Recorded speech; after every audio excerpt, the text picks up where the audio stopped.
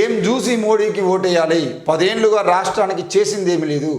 ఆర్ఆర్ఆర్ అంటే triple regional ring రోడ్ని అడ్డుకుంటున్నారు. Musi river front నిధులు ఇవ్వలేదు. చేవెళ్ల నియోజకవర్గ సమీక్షా సమావేశంలో సీఎం రేవంత్ రెడ్డి ఆగ్రహం. నేడు ఢిల్లీకి సీఎం. మరి 10 ఏళ్లుగా రాష్ట్రానికి నరేంద్ర మోడీ ఏం చేశారని సీఎం రేవంత్ రెడ్డి ప్రశ్నించారు. ఏం చూసి బీజేపీకి ఓటేయాలని నిలదీశారు. రాష్ట్రానికి వరప్రదాయని అయిన ప్రాణహిత చేవెళ్ల ప్రాజెక్టు బీజేపీ పూర్తి చేయలేదని విమర్శించారు. బుల్లెట్ ట్రైన్ను గుజరాత్కు తీసుకెళ్లిన మోడీ వికారాబాద్కు ఎంఎంటీఎస్ రైలు ఎందుకు తీసుకురాలేదని ప్రశ్నించారు. రాష్ట్ర ప్రజలు ఎంతో కాలంగా ఎదురు చూస్తున్న మూసీ రివర్ ఫ్రంట్ అభివృద్ధికి నిధులు ఇవ్వలేదని విమర్శించారు. రాష్ట్రానికి రీజనల్ రింగ్ రోడ్డు త్రిబుల్ రాకుండా బీజేపీ నేతలు ఎందుకు మోకాలడ్డుతున్నారని ప్రశ్నించారు. బీజేపీ నేతల వ్యవహారం ఇలా ఉందంటే పెళ్లి పెద్దను చూసి పిల్లనివ్వాలంటుంది అని ఎద్దేవా చేశారు. మంగళవారం హైదరాబాద్లోని తన నివాసంలో సీఎం రేవంత్ రెడ్డి చేవెళ్ల నియోజకవర్గానికి చెందిన ముఖ్య నాయకులతో సమీక్షా సమావేశం నిర్వహించారు.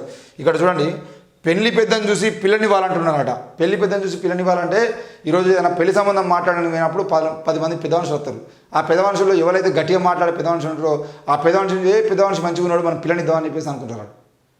ఎందుకంటే రేపు రోజున ఏమైనా కట్టం వచ్చినా మాకు ఈయన చూసుకుంటా అంటే కష్టం వస్తుంది. మూడు పిల్లాన్ని కొడతాడు, విడాకుల పంచాయతీలు అవుతాయి, లేదంటే అన్ని గొడవలు అయితే, కేసులు అయితే, అత్తమామ దగ్గర ఉన్న అన్ని పంచాయతీలు ఉంటాయి. కానీ పెద్ద మనిషి మంచిగా ఉన్నాడు అని చెప్పేసి పిల్లనిస్తాం అనుకుంటే ఈరోజు భార్యాభర్తలకు గొడవలు వచ్చినా, అత్త కొడలకు గొడవలు వచ్చినా, లేదంటే ఆడపరిశుద్ధం గొడవలు వచ్చినా, కట్నం కాడ గొడవలు వచ్చినా, ఏ గొడవ వచ్చినా కూడా పెద్ద మనిషి వచ్చి మాట్లాడతారనే ధైర్యంతో పిల్లనిచ్చేది ఉంటే ఈరోజు వీళ్ళు పిల్లను ఇబ్బంది పెట్టాల్సిన పరిస్థితి అనే విషయాన్ని మర్చిపోతున్నారు.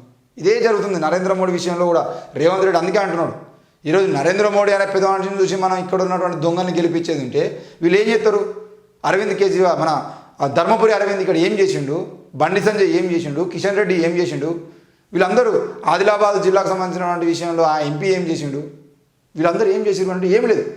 బండి సంజయ్ వల్ల కరీంనగర్ జిల్లా 5 సంవత్సరాలు వెనక్కిపోయింది. ధర్మపురి అరవింద్ వల్ల నిజామాబాద్ 5 సంవత్సరాలు వెనక్కిపోయింది. ఏం లేదు, అభివృద్ధి కాదు కదా, కనీసం అభివృద్ధి అనే పేరుకు శిలాఫలకాలు. ఇప్పటి వరకు బండి సంజయ్ అనే వ్యక్తి, లేదంటే ధర్మపురి అరవింద్ అనే వ్యక్తి నిజామాబాద్ జిల్లాలో ఒక్క శిలాఫలకం అన్న ఓపెన్ చేసిండా? చలో బహిరంగ సభలకు ఆయన రావాలి, కూర్చోబెట్టి చూపించాలి. ఇంకో నేను ఈ అభివృద్ధి పనులకు నేనే శిలాఫలకాలు వేసిన, నేనే వీటిని ప్రారంభించిన, కేంద్ర నిధులతో ప్రారంభించినటువంటి శిలాఫలకాలు ఇవే అని చెప్పేసి నిజామాబాద్ జిల్లాలో ఆయన ఓపెనింగ్ చేసినటువంటి శిలాఫలకాల ఫోటోలు, ఆధారాలు చూపించే ప్రయత్నం చేయాలి. ఏం లేదు, ఒక్కడు కూడా లేదు. తిరగమంటే తిరుగుతాడు. మొత్తం ఏడవాడతాడ ప్రెస్ మీట్ పెట్టి కవితను జైలు పంపుతామని చెప్పేసి 2 సంవత్సరాలు ప్రెస్ మీట్ పెట్టుకుని కూర్చున్నాడు. ఈయన అంటే కవితను జైలు పంపుతాను, నీ బతుకు కవితను జైలు పంపించడం కోసం 5 సంవత్సరాలు నిన్ను ఎంపీగా చేసిరా, లేకపోతే నువ్వు నియోజకవర్గానికి ఏమైనా అభివృద్ధి చేయమని చెప్పేసి నిన్ను ఎంపీగా చేసిరా? ఈ విషయం మాట్లాడడం వల్ల నేను కవిత జైలు పంపుతా అయిపోయింది. కవిత వాళ్ళ ఫ్యామిలీ ఈరోజు మొత్తం ఆగమైపోయారు, వాళ్ళ పదవి పోయింది, అంతా అయిపోయింది. ఇప్పుడు ఏం చెప్తావు? ఇక మళ్ళీ గెలిచేది ఏం చెప్తావు?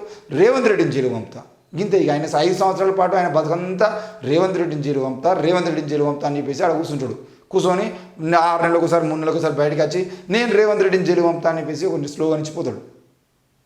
అది మరి దానికోసం ఎందుకు నిజామాబాద్ ప్రజలు ఇలాంటి వాళ్ళని గెలిపించుకుంటారు అనే విషయం ఒక్కసారి ఆలోచించుకోవాలి. ఇక ఈ సందర్భంగా ఆయన మాట్లాడుతూ కాంగ్రెస్ పార్టీతోనే సామాజిక న్యాయం జరుగుతుందని భరోసానిచ్చారు. రాష్ట్రంలో 17 పార్లమెంటు స్థానాల్లో 14 సీట్లను గెలవాలని మరోసారి పిలుపునిచ్చారు. క్షేత్రస్థాయిలో అందరి అభిప్రాయాలు సర్వేల ఆధారంగానే పార్టీ అధిష్టానం అభ్యర్థులను ఎంపిక చేస్తున్నారని తెలిపారు. చేవెళ్ల, సికింద్రాబాద్, మల్కాజ్గిరి నియోజకవర్గాలకు ఒకదానికొకటి సంబంధం ఉందన్నారు. అన్ని రకాలుగా ఆలోచించే చేవెళ్లలో రంజిత్ రెడ్డి, మల్కాజ్గిరికి సునీతా మహేందర్ రెడ్డి, సికింద్రాబాద్కు దానం నాగేందర్ను అభ్యర్థులుగా ప్రకటించిందని గుర్తు చేశారు.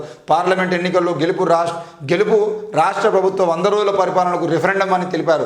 తెలంగాణలో 14 పార్లమెంట్ స్థానాలను గెలిచి సోనియమ్మకు కృతజ్ఞతలు చెబుదామని తెలిపారు.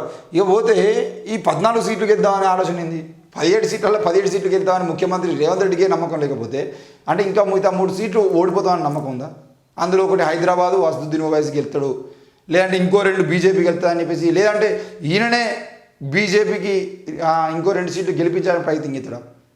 ఈరోజు నిన్న కేటీఆర్ మాట్లాడుకుంటూ గదే అన్నాడు కదా, ఇంకో ఇక్కడ ఉన్నది, బీజేపీని ఆపే సత్తా కాంగ్రెస్కు లేదు, కమలం చెంతకు చేరే మొదటి వ్యక్తియే రేవంత్ రెడ్డి, జీవితాంతం కాంగ్రెస్లో ఉంటానని రేవంత్ రెడ్డి ఒక్కసారి కూడా అనడం లేదు. ఢిల్లీకి 2500 కోట్లు పంపిన గనుడు రేవంత్ రెడ్డి. సికింద్రాబాద్ సమీక్షా సమావేశంలో బీఆర్ఎస్ వర్కింగ్ ప్రెసిడెంట్ కేటీఆర్, డుమ్మా కొట్టిన సాయి కిరణ్, మేయర్ గద్వాల విజయలక్ష్మి, మధ్యలోనే వెళ్ళిపోయిన మాజీ మంత్రి తలసాని శ్రీనివాస్ యాదవ్. మరి తెలంగాణలో బీజేపీని నిర్వహించే శక్తి సత్తా కాంగ్రెస్ పార్టీకి లేదని బీఆర్ఎస్ వర్కింగ్ ప్రెసిడెంట్ కేటీఆర్ ఎద్దేవా చేశారు. లోక్సభ ఎన్నికల తర్వాత రాష్ట్రంలో బీజేపీలో చేరే మొదటి వ్యక్తి ముఖ్యమంత్రి రేవంత్ రెడ్డి అని, ఆయన తన జీవితాంతం కాంగ్రెస్లో ఉంటానంటూ ఎందుకు చెప్పడం లేదని వ్యాఖ్యానించారు. బీజేపీలో ఆయన చేరికపై వస్తున్న విమర్శలను రేవంత్ రెడ్డి ఖండించడం లేదని గుర్తు చేశారు. జేబులో కత్తెర పెట్టుకొని తిరుగుతున్న జేబు దొంగ రేవంత్ రెడ్డి భవనాలకు అనుమతుల పేరిట వసూలు చేసిన రూపాయలు 2,500 కోట్లను ఢిల్లీకి సామంతరాజులాగా పంపించారు అంటూ ఘాటుగా విమర్శలు చేశారు.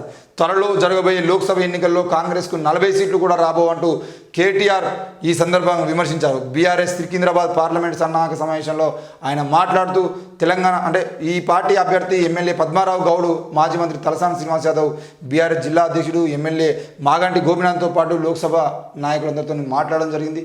మరి ఏది ఏమైనా రేపటి రోజున లోక్సభ ఎలక్షన్స్ అయిపోగానే బీజేపీలో చేరే మొదటి వ్యక్తి రేవంత్ రెడ్డి అని కేటీఆర్ అంటున్నాడు.